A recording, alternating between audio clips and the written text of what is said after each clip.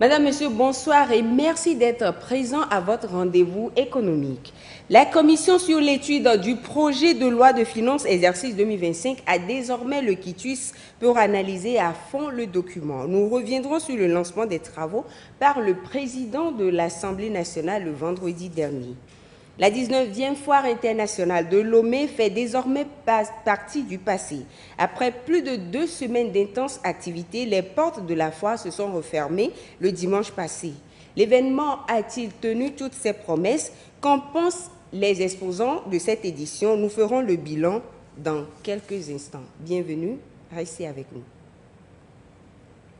Nous ouvrons ce journal avec l'ouverture des travaux en commission sur l'étude du projet de loi de finances exercice 2025 à l'Assemblée nationale, et c'était la semaine dernière. Les membres de la commission et les autres députés ont désormais le quitus pour analyser à fond le document. Voyons cela avec Marie-Ange Bida. À peine installée, la Commission des finances et du développement économique se penche sur son premier dossier, le projet de loi de finances exercice 2025. L'étude du document en commission se fera sous la direction du président de commission, Semondi Djossou. Je suis heureux que les choses démarrent bien. Je voudrais également remercier les collègues pour leur présence massive à cette séance. Je souhaite que ça se poursuive comme ça jusqu'à la fin des travaux en commission. L'ouverture de ces travaux sur le budget est présidée par Sévon Tepe Kodjo-Adidje, président de l'Assemblée nationale. Face aux membres de la commission des finances et aux autres députés, le ministre de l'économie et des finances est Sowe Georges Bakola. Il est l'envoyé du gouvernement. C'est à lui que revient la charge de défendre les différentes lignes de ce budget et apporter toutes les réponses aux interrogations des députés. Avant le débat, il apprécie la nouvelle dynamique de la première législature de la Ve République. Tout d'abord, je voudrais vous adresser les salutations du gouvernement et vous dire combien le gouvernement a une appréciation très positive sous votre leadership, Excellence, Monsieur le Président de l'Assemblée, le dynamisme que vous avez insufflé à la nouvelle Assemblée.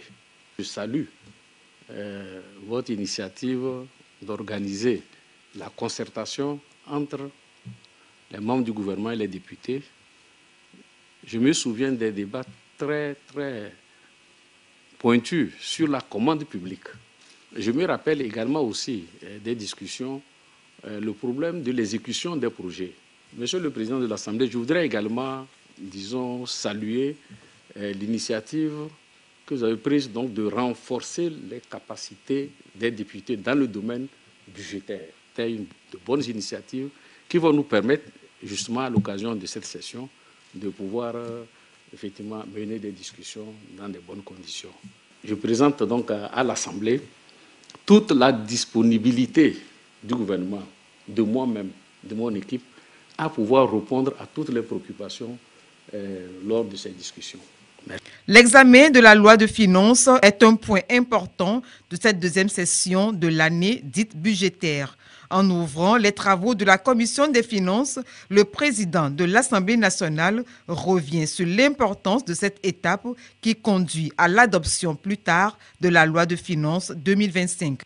Pour l'année prochaine, le budget de l'État s'élève à près de 2 395 000 milliards de francs CFA.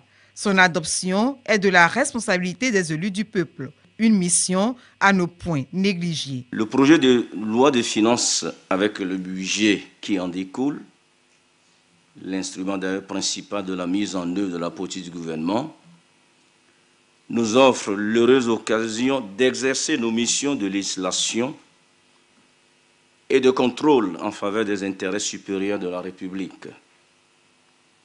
Conscient de cette noble responsabilité, je voudrais nous inviter à ne pas perdre de vue l'objectif qui, à mon avis, peut et doit d'ailleurs retenir notre attention tout au long de l'étude du présent projet de loi de finances, à savoir poursuivre l'assainissement de nos finances publiques à travers la recherche d'un juste équilibre entre la réduction du déficit en dessous de la norme communautaire et la préservation des dépenses sociales dans un environnement économique international marqué par des incertitudes et un marché financier mondial en perpétuelle surchauffe.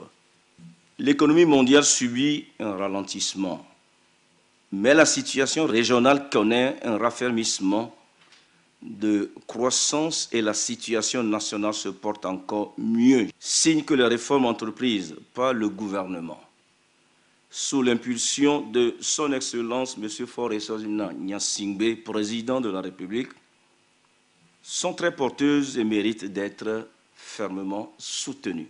Tous les regards sont maintenant tournés vers la Commission des finances et du développement économique. Ce n'est qu'après ces travaux que le document sera présenté à la plénière pour la suite du processus. Parlons fiscalité maintenant. La législation fiscale togolaise distingue 3 régimes fiscaux en fonction du chiffre d'affaires, de la taille et de la forme juridique de l'entreprise. Tout entrepreneur doit, selon les fiscalités, connaître ses obligations fiscales et évaluer le risque fiscal. Au Togo, des mécanismes incitatifs permettent aux entrepreneurs d'être à l'aise dans leurs affaires. Les entrepreneurs et la fiscalité, un dossier de Edem Susuko. Même si la passion d'entreprendre est un prérequis essentiel avant de se lancer en affaires, l'un des enseignements principaux de la science économique impose la nécessité de penser à la fiscalité.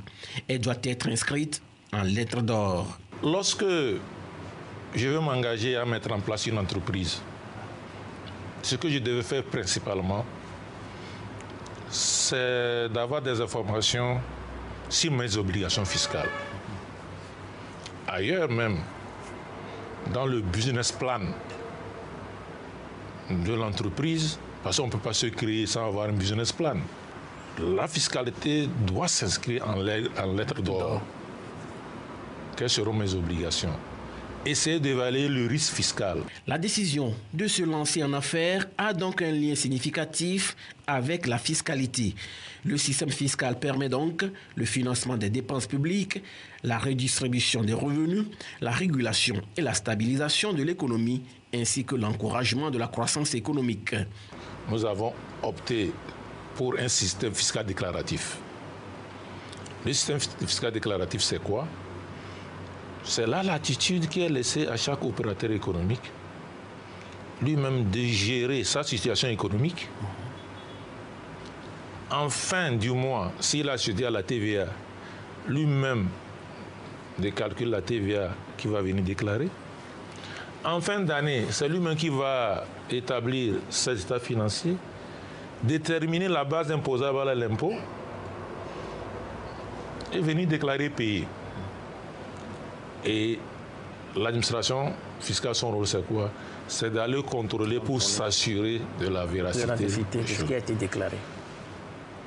Dans cette situation aussi, le législateur fiscal a essayé de faire une distinction entre les micro-entreprises, les petites, les moyennes et les grandes. Alors, si nous voulons parler des régimes fiscaux au Togo, nous pouvons dire que premièrement, nous avons ce qu'on appelle le régime de l'impôt synthétique. Alors, nous appelons ça la taxe professionnelle unique, qui est destinée aux micro-entreprises. Nous avons ce que nous appelons le régime du réel, que nous devons dévoiler, le réel sans TVA, qui est accordé au régime des petites entreprises qui ne facturent pas la TVA, et le régime du réel, qui est réservé aux moyennes, aux grandes entreprises. Alors, quand vous voyez, c'est par rapport à leur chiffre d'affaires qui, de temps en temps, est modulé. Au Togo, l'impôt sur les sociétés est de 27% du bénéfice déclaré. Des mécanismes incitatifs sont mis en évidence pour mieux accompagner surtout les jeunes entrepreneurs. Depuis 5 ans déjà, un nouveau code général des impôts ainsi qu'un nouveau code des douanes sont appliqués. En dehors du code général des impôts, vous allez voir des incitations à la création des entreprises qui sont exonérées de l'impôt synthétique et des entreprises qui sont exonérées de la patente. Il y a aussi, au niveau de notre pays, le code des investissements qui a été revu pour permettre que les investisseurs trouvent vraiment un intérêt à venir s'installer dans notre pays. C'est donc un impératif pour les autorités togolaises qui ont fait de l'amélioration du climat des affaires et de l'attractivité du Togo pour les investisseurs étrangers leur cheval de bataille. La 19e foire internationale de Lomé fait désormais partie du passé. Au-delà des expositions ventes, l'événement a servi de vitrine pour la promotion des talents locaux. Pendant 15 jours, les artisans togolais ont une fois de plus brillé par leurs innovations et leur créativité. Une équipe de la TVT s'est rendue sur leur stand pour mettre en lumière ces artistes aux talents exceptionnels. Clarisse Atikle. Pour servir un apéritif à ses invités, le sieur Messin n'utilise désormais que des vairons en terre cuite. C'est une manière pour lui de démontrer son attachement aux valeurs traditionnelles africaines en général et togolaises en particulier. Nous sommes producteurs de liqueurs made in Togo. Nous avons une gamme de 7 liqueurs et c'est bien séant de l'accompagner avec des vairons. Et donc, pour montrer le côté artisanal et montrer le côté made in Togo de cela. Des vairons de ce type, il en existe de différentes formes, tout comme ces ustensiles de cuisine traditionnels remis au goût du jour. La foire internationale de Lomé est une occasion idéale pour la valorisation de ces savoir-faire endogènes, selon le promoteur. Vous avez là des légumes déshydratés emballés. Et ça, c'est la première fois que ces choses-là se font. Vous avez affiti moulu, vous avez affiti graines, vous avez du bouillon épices AD. C'est un mélange d'épices locales qui remplace valablement le cube industriel. Et ça, c'est le côté génie togolais que nous sommes en train de montrer. Un espace est en effet dédié aux artisans où ils font montre de leur créativité. Carmel Majoie est couturière et ne manque jamais ce rendez-vous commercial pour se faire connaître. Et ils sont nombreux, ces artisans togolais, à sauter sur l'occasion. Dans le stand Anato Fils, vous trouverez tous les sacs qui reflètent les réalités africaines. Les sacs d'âme, les pochettes d'ordinateur, les étuis à lunettes, les sacs de course, toutes sortes de sacs que vous allez trouver. Si vous ne trouvez pas vos modèles, vous commandez. Nous utilisons les simili-cuirs, les pagnes traditionnelles, les pagnes artisanales pour faire notre travail. Ces locaux, tissés avec finesse, sont également l'œuvre des artisanes du Togo, fiers de montrer leur talent dans ce qui relève de leur identité et la richesse de leur patrimoine culturel. Quand vous me voyez aujourd'hui, vous allez croire que je suis une reine, mais je ne suis pas du tout une reine. Je suis une simple revendeuse de ces produits qui ne fait qu'embellir nos chefs traditionnels. Je conseille à tout le monde de se conformer à la tradition de notre pays. Regardez par exemple tout ça là, nous l'avons ici fatal, les perles qui valent même mieux que les 21 carats or et tout ça là. Donc revenons à l'habillement traditionnel. Toujours dans l'optique de promouvoir les produits made in Togo, il est prévu un salon du cadeau avec des produits du terroir.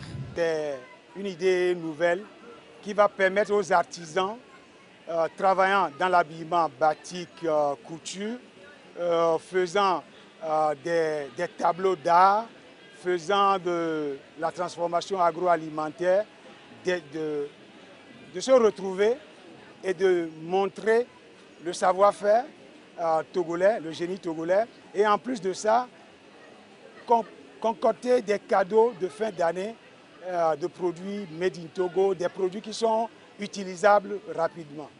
Chaque année, la foire internationale de Lomé accorde une part belle aux produits made in Togo. Ceci, conformément à la politique gouvernementale de la promotion du consommé local, afin de porter ces produits sur les marchés internationaux pour la vulgarisation de la culture togolaise à l'extérieur. Cette année, la Foire internationale de Lomé a enregistré plus de 1000 exposants venus de 22 pays. Tous ont-ils su tirer leur épingle du jeu lors de la 19e édition? À quelques heures de la fermeture des stands, Edwige Atakwa-Bassabi a tendu le micro à certains d'entre eux, leur impression dans ce reportage commenté par Marie-Thérèse Nabédi. Nous sommes à la 19e Foire internationale de Lomé, un événement majeur qui attire chaque année des milliers de visiteurs. À quelques heures de la clôture, l'espace du CETEF est noir de monde.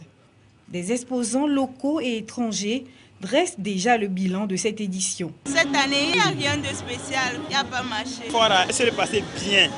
Les Zogon original est reconnu par l'État.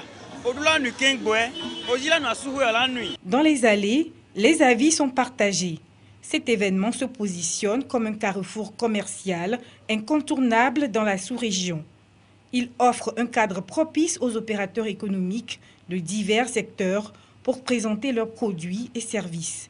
Une chose est certaine, des contacts d'affaires sont importants pour tout opérateur économique. Les visiteurs ne sont pas beaucoup, c'est uniquement les enfants qui viennent. Moi, je fais les produits de la médecine verte. On a valorisé nos plantes médicinales. Cette année, la foire a mobilisé plus de 1000 exposants venus de 22 pays et accueilli plus de 700 000 visiteurs. Un rendez-vous qui, une fois de plus, confirme son importance dans la dynamique économique de la région. La 19e Foire internationale de Lomé referme ses portes pour cette édition 2024.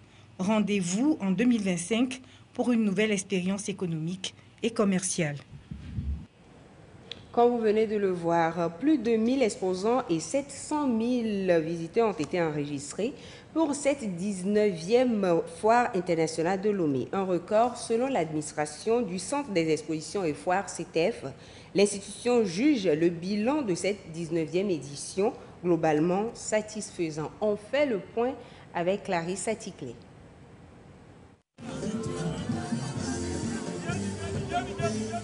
D'année en année, la Foire internationale de Lomé reste et demeure la plus grande rencontre commerciale annuelle qui allie commerce des biens et services, partenariat d'affaires, réseautage et divertissement.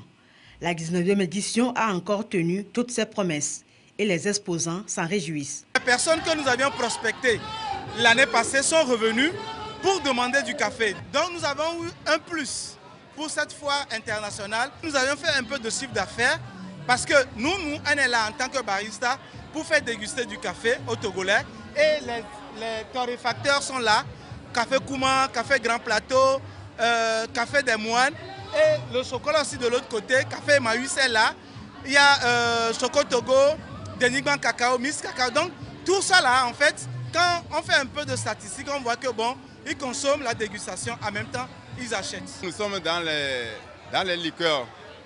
Donc on leur a proposé des whisky de bonne qualité, des vins et des champagnes. Nous sommes sortis gagnants parce qu'effectivement, la visibilité y est là. Nous avons eu des contacts. On se réjouit de ça. Peut-être après la foire, on peut se revoir dans nos boutiques pour qu'on puisse les servir. Il y a beaucoup de personnes qui ignorent que l'ODEF fabrique aussi des meubles. Alors c'était l'occasion pour nous de profiter pour porter à la connaissance du public que l'ODEF maintenant fabrique de très jolis meubles qui n'a rien à envier avec les meubles de l'Europe. Nous avons accueilli des visiteurs, nous avons eu quelques contacts et nous avons aussi eu la chance de vendre quelques meubles. Plusieurs activités ont jalonné les 17 jours durant lesquels s'est déroulée la Foire internationale de Lomé, notamment des journées dédiées aux sponsors, des panels de discussion destinés à la promotion des très petites et moyennes entreprises, des rencontres B2B. Les rencontres B2B de cette année, il y a eu 680 rencontres, dont 203 promesses.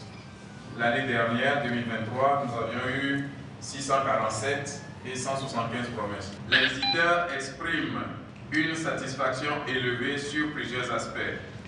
Guichet de tickets, 94% satisfaits ou très satisfaits. Accueil, 82% satisfaits ou très satisfaits. Propreté, 80% satisfaits. Sécurité, 78% satisfaits. Ambiance, 80,5% satisfaits. La majorité des visiteurs, soit 78,3%, ont affirmé avoir remarqué une amélioration dans l'organisation de cette édition par rapport aux précédentes. Cependant, 21,8% estiment qu'il n'y a pas eu d'amélioration notable. En clair, la Foire internationale de Lomé est effectivement une foire de toutes les opportunités et chacun y trouve pour son compte. Cette édition a enregistré 704 000 visiteurs et 1300 exposants de 24 pays. Le bilan de cette 19e édition est largement satisfaisant selon l'administration du Centre togolais des expositions et foires CETEF. Nous avons une estimation des entrées à 704 000, donc 704 000 visiteurs, ce qui est beaucoup élevé par rapport à l'année dernière où on était à 600 000. Donc voilà les quelques éléments que je peux vous donner. Il y a eu des activités connexes aux expositions, les conférences, ateliers, les animations culturelles qui ont attiré un public nombreux et enthousiaste, donc ce qui confirme la pertinence de cet événement comme plateforme d'échange et de découverte. Cette édition a confirmé une chose essentielle. La Foire internationale de Lomé est bien plus qu'un rendez-vous commercial. C'est le lieu où les cultures se croisent, où les idées se partagent et où l'avenir s'invente. Les résultats de la 19e édition sont certes satisfaisants, mais le CETEF entend toujours faire davantage et mieux l'année prochaine, notamment en misant sur la gestion digitalisée aussi bien de la réservation des stands que de l'organisation des rencontres, afin d'asseoir une transparence totale. À l'année prochaine donc pour la 20e édition. Dans un monde en constante évolution, les jeunes entrepreneurs s'imposent comme des moteurs d'innovation. Au Togo, certains se distinguent par leur créativité, notamment dans la personnalisation de gadgets et autres supports. Une stratégie pour captiver les consommateurs. Dans notre rubrique « Le temps de l'entrepreneur », Edwige Atakwa-Bassabi s'est intéressée à l'un qui ne manquera pas de vous impressionner. Et c'est dans ce sujet présenté par Marie-Thérèse Nabédi. Un espace transformé en un véritable atelier de créativité. Bienvenue à Innove Éclair Africa, une initiative audacieuse spécialisée dans la personnalisation de gadgets. Ici, de jeunes entrepreneurs talentueux mettent leur savoir-faire au service des entreprises, sublimant leur image à travers des créations innovantes et originales. Innove Éclair, c'est une société qui est spécialisée plus dans la broderie, surtout support textile. Nous sommes également dans le marquage sur tout support. On s'ouvre plus à la jeunesse, à développer leurs entreprises. Nous pouvons faire aussi la personnalisation sur laser. L'objectif concrètement, c'est d'accompagner les entreprises dans tout ce qui est trait à leur communication, de la conception jusqu'à la finalisation. Donc nous couvrons par exemple tout ce qui est textile, tout ce qui est objet, et nous faisons aussi les réalisations de vidéos, la création de sites web, la gestion des pages marketing, des pages réseaux sociaux. Leur expertise se dévoile sur une multitude de supports, cravates, vêtements, bloc-notes. Chaque réalisation est le fruit d'une passion inébranlable et d'une détermination sans faille. Tout dépend de ce que vous voulez personnaliser. Si vous voulez y mettre par exemple votre photo, nous on aura besoin de la photo justement et peut-être le texte qu'il va falloir mettre pour l'accompagner. Vous allez nous donner généralement les dimensions, le support et le type de personnalisation que vous voulez et ça suffit, on se charge du reste. On peut vous livrer soit dans 2 jours ou dans 1 semaine. En apportant une touche personnelle et singulière à leurs œuvres, ces entrepreneurs visionnaires redéfinissent les codes de la créativité et révolutionnent l'univers des gadgets personnalisés en Afrique. Un exemple inspirant d'innovation et d'ingéniosité au service du développement local. À présent, un tour dans nos marchés locaux pour suivre les prix des céréales. Et c'est avec Elie Agbanyadao. Le prix du bol des céréales et du gari sur les marchés de référence du Togo se présente comme suit. Dans la région maritime, le prix du bol du maïs est à 650 francs. Dans les plateaux, il est entre 550 et 600 francs. Dans la centrale, il est à 550 francs. À Kara, le bol du maïs est entre 500 et 700 francs. Il est entre 500 et 650 francs dans les savanes, soit une moyenne de 595 francs CFA. À présent, le prix du bol du sorgho. Le bol du sorgho dans la région maritime est entre 1000 francs et 1100 francs. Il est entre 650 et 900 francs dans les plateaux. Dans la centrale, le prix du bol du sorgho est à 1000 francs. À Kara, il est entre 900 et 1000 francs et dans les savanes, il varie entre 600 et 1000 francs, avec une moyenne de 862 francs CFA. Découvrons également le prix du bol du haricot. Il est à 2600 francs dans la région maritime. Il varie entre 1250 et 1300 francs dans les plateaux. Dans la centrale, le bol du haricot est à 1800 francs. Il se situe entre 2200 et 3000 francs dans la région de la Kara et dans la région des savanes, le prix du bol du haricot varie entre 1500 et 2750 francs, soit une moyenne de 1993 francs CFA. Le prix du bol du mil. Il est à 1200 francs dans la région maritime et entre 1450 et 1500 francs dans les plateaux. Dans la centrale, le bol du mil est à 1200 francs. Il varie entre 1000 francs et 1200 francs dans la région de la Kara. Et dans les savanes, le bol du mil se positionne entre 1000 francs et 1500 francs avec une moyenne de 1206 francs CFA. Finissons ce tour d'horizon avec le prix du bol du gari. Le bol du gari dans la région maritime est à 1100 francs. Il se positionne entre 850 et 900 francs dans la région des plateaux. Dans la centrale, il est à 800 francs. Le bol du gari à Kara est entre 800 et 900 francs et entre 1000 francs et 1100 francs dans les savanes. Suivons à présent les cours des devises de ce mardi 10 décembre 2024. L'euro 655,95 à l'achat comme à la vente. Le dollar américain s'établit à 617,75 à l'achat et 624,75 à la vente. Le yen japonais 4,75 à l'achat et 4,135 à la vente. La livre sterling est de 788,75 à l'achat et 795,75 à la vente. Quant au franc suisse, il s'établit à 704,50 à l'achat et 710,50 à la vente. Le dollar canadien, 434,75 à l'achat et 441,75 à la vente. Le yuan chinois, 85 à l'achat et 86,500 à la vente. Et ce sera tout pour ce soir. Merci de nous avoir suivis. Bonsoir chez vous.